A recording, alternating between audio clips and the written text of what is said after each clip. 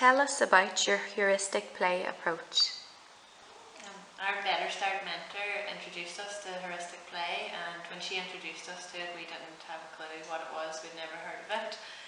She explained to us that it was using natural resources from your everyday household materials, things like cup holders and hoops and containers, just colanders, anything, tubes, cardboard tubes. And here she set it up, and the children were so engaged. We were just so taken aback by it, and it was so positive. So the children were so relaxed, they're so involved in it, they're actively seeking it.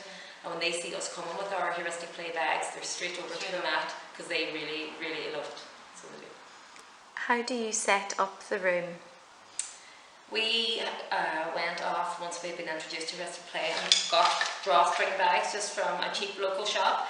And we started filling them. We labelled all our bags with normal everyday things.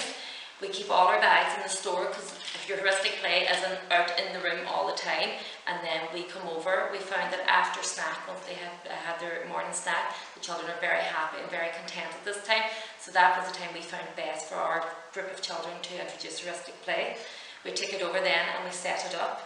At all times there's loads of equipment out, so you're not only going to have 1 or 2 spoons, because if you've got 10 children you need to have enough spoons for every child, because you're not wanting or expect them to be able to share, and you want to keep it as positive as you can. Tidying up is a part of heuristic play, and we like to leave about 10 minutes for that at the end of the session. We'll hold up objects to the children like a spoon and say, will you collect the spoons for me now, or a hoop?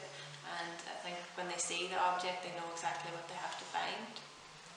We only would tidy away 1 station at a time, so we would. And then also we found that from implementing heuristic play, that again that's had another knock-on effect within the room. We've all our shelves clearly labelled, and the children now will independently go off and collect their bricks and put them into their box and pick out if they're wrong. From using the heuristic play approach, they've gained an understanding that if every object has a place to live, so it does. How do you interact with children during heuristic play?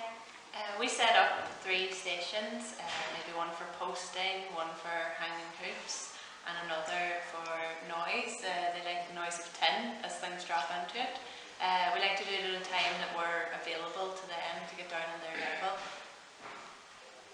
One area that we had to really develop for ourselves was the appropriate use of learning language. So instead of asking them questions, we're naming what the child's doing. Example, you are putting the hoops on the spoon. How do you plan for heuristic play? We get down to the child's level and we observe what they're playing with, what they're interested in. We're watching what they seem to have an interest in, and then we're using that to inform our next session. We had a child who was very interested in posting. He was posting things into a tin container with spoons in that. So the next session we try to change it up a bit and make it a bit more difficult. And then throughout using heuristic play, we brought in more activities in throughout the room. So we gathered more everyday household objects. Examples, we took in like cereal boxes, tissue boxes, put on these slits. We asked our chef who was in the centre to keep the jars from the lids, of the milk lids, and again they were posting away at that, using the normal everyday objects that appeals to the child's senses, and we removed more of the plasticky stuff out of the room, and they're enjoying that. Now obviously we had to keep replenishing the cardboard boxes due to wear and tear, but again that was just asking our parents, asking the staff within the room, keep all your boxes because we'll use them for our posting activities. What has been the children's response to the introduction of heuristic play? Heuristic play has had a very positive approach in our room with both the children and the families. With one of our monthly newsletters we attached a separate sheet about heuristic play and what heuristic play was and the materials we were looking to gather, and we had such a positive response from our families. We actually had one mum come back and ask us exactly what to do with heuristic play, as she found her son was walking around the house looking for spoons and looking for tins to put things in and bang at them, so she wanted to make sure she was going in the right direction with it because she'd seen the benefits of it with her son at home. The children have been very interested and engaged with heuristic play. It's because we're following their interests. and what they like to do, and we found it's had a very calming effect on them.